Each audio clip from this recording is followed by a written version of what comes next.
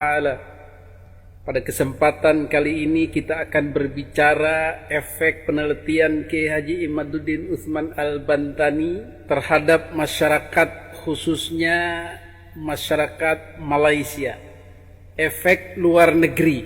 Setelah sebelumnya di dalam negeri disambut dengan baik, banyak dukungan dari sana sini, terutama mereka yang sudah jengah terhadap kelakuan sebagian besar para habaib ba'alwi yang merasa jumawa, sombong, mengagung-agungkan nasab, dalam tanda kutip memaksa orang-orang pribumi Nusantara untuk menghormati mereka atas dasar kesetiaan kepada darah Nabi, kesetiaan kepada keluarga Nabi, kesetiaan kepada ajaran Nabi, yang padahal itu adalah pelintiran atau rekayasa terhadap ajaran agama Islam itu sendiri.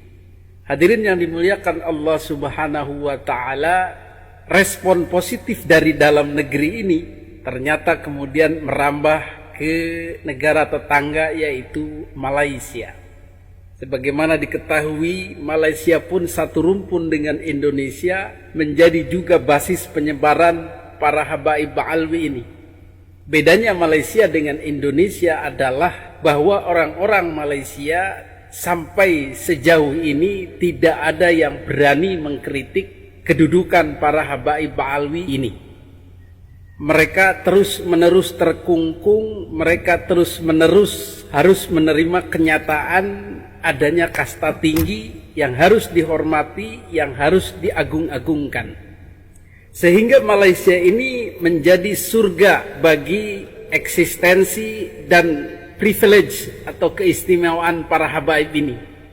Sehingga banyak diantaranya yang memanfaatkan kedudukannya ini untuk pendawiran atau mengkapitalisasi, memupuk modal, memupuk jamaah, dan mendirikan dalam tanda kutip kerajaan sendiri di Malaysia. Yang paling heboh terjadi di Malaysia adalah kasus Habib Muhammad Amin Al-Idrisi yang nyata-nyata telah menipu jamaah dengan memobilisasi uang umroh, uang perjuangan dakwah untuk mendirikan pondok pesantren dan mendirikan dalam tanda kutip kerajaannya sendiri di Malaysia. Tetapi ternyata setelah ditelusuri, orang ini Muhammad Amin Al-Idrisi adalah tidak tersambung kepada Nabi Muhammad SAW. Tetapi masyarakat Malaysia sudah kadung percaya dan sami'na wa ata'na, taat, tunduk dan patuh kepada Habib ini. Maka kemudian dengan bergulirnya isu nasab di Indonesia, publik Malaysia mulai mengintip-ngintip, mulai menyimak pembahasan polemik nasab habaib di Indonesia ini, dan kemudian banyak diantaranya yang menyokong, yang menyetujui, mendukung, dan kemudian ikut mempopulerkannya di Malaysia. Artinya menggugah kesadaran publik Malaysia terhadap eksistensi habaib di Malaysia, sehingga mereka tidak lagi terkungkung, tidak lagi terjajah, tidak lagi sami'na wa ata'na, dan percaya begitu saja bahwa habaib di sana adalah keturunan Nabi. Mereka juga harus melakukan cek dan recheck, telaah sumber-sumber yang valid tentang ketersambungan sadah ba'alwi di sana. Ini merupakan kemajuan bagi masyarakat Malaysia. Hanya saja yang membedakan bahwa masyarakat Malaysia tidak punya pionir, tidak punya pendobrak atau hero-nya di sana untuk secara terang-terangan mendakwahkan keterputusan habaib ba'alwi di Malaysia terhadap Nabi Muhammad SAW. Dalam tanda kurung, tidak ada yang seberani Kiai Haji Imaduddin Utsman Al-Bantani. Tetapi mungkin saja mereka akan ikut dengan pemikiran Kiai Haji Imaduddin Utsman Al-Bantani. Jadi mereka menyandarkan semua hujahnya, semua penelitian, fakta dan datanya kepada Kiai Haji Imaduddin Utsman Al-Bantani. Sehingga bagi mereka mungkin menjadi mufti bagi warga Malaysia juga. Alhamdulillah. Inilah penyebaran informasi, penyebaran dakwah yang secara perlahan tapi pasti menyadarkan orang-orang terhadap pentingnya kesetaraan dalam Islam. Pentingnya kembali kepada ajaran Islam yang benar tentang hakikat kemerdekaan. tentang hakikat penyembahan, tentang hakikat penghambaan. kepada siapa seharusnya diberikan. Itu yang penting yang harus selalu didakwahkan kepada masyarakat baik di Indonesia maupun Malaysia. Baiklah, kita simak salah satu contoh ulama di sana yang mulai menerima, yang mulai tergugah hatinya dan mulai mendakwahkan keterputusan nasab Ba'alwi ini di Malaysia kepada masyarakat Malaysia. Lagi kan hak duduk Indonesia mengaku keluarga Nabi beratus tahun lamanya, sudah terbukti bukan keluarga Nabi.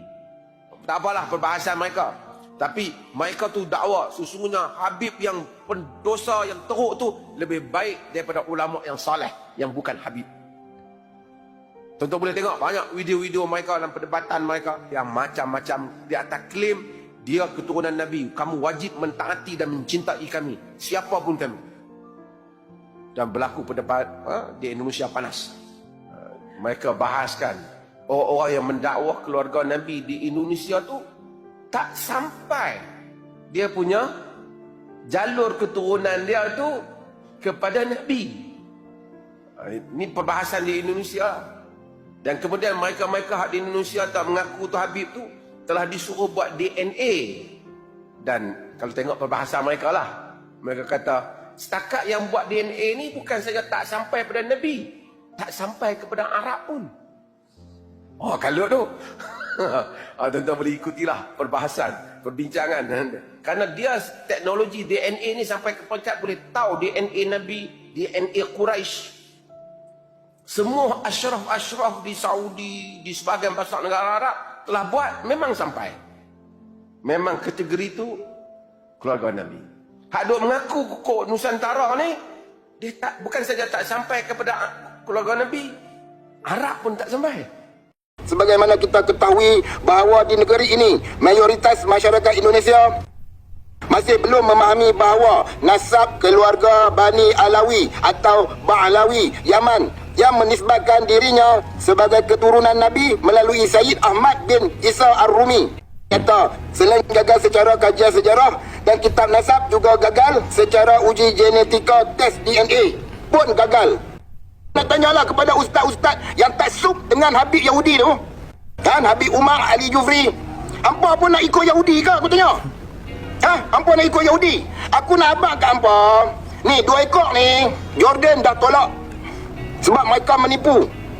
Arab Saudi dah tolak. Dan yang paling best, keturunan Saidina Husin di Yaman sendiri mengatakan bahawa 2 ekor ni bukan daripada keturunan Saidina Husin. Sebab Bani Alawi ataupun Ba'alawi ni terputus sanad mereka. Saidina Husin, dia yang mengatakan 3 negara ni tolak Habib Umar dan juga Ali Jufri sebagai nasab kepada Nabi Muhammad SAW. Saya akan keluarkan satu persatu seterusnya. Namun ironisnya hasil tes DNA terutama Y-DNA atau kromosom Y garis DNA garis ayah dari Ba'alawi yang mengklaimkan keturunan lurus laki-laki ke Ahlul Bait Nabi Muhammad SAW, yang Husain bin Ali atau Fatimah binti Muhammad, nyatanya telah gagal total sepenuhnya. Mudah-mudahan informasi ini terus menyebar ke berbagai negara, Singapura, Thailand, dan akhirnya merambah kepada dunia internasional. Insya Allah. Dan sekali lagi kita tekankan bahwa kita bukan menebarkan isu kebencian, tetapi meluruskan sejarah, meluruskan fakta yang sebenarnya. Menyatakan orang tidak nyambung kepada Nabi tidak serta-merta membenci orang tersebut, tetapi menolong mereka dari kesalahan, menolong warga masyarakat dari pemujaan yang salah. Itulah hakikat daripada pengambilan keputusan mengakui seseorang bernasab kepada Nabi ataukah tidak. Bukan masalah kebencian.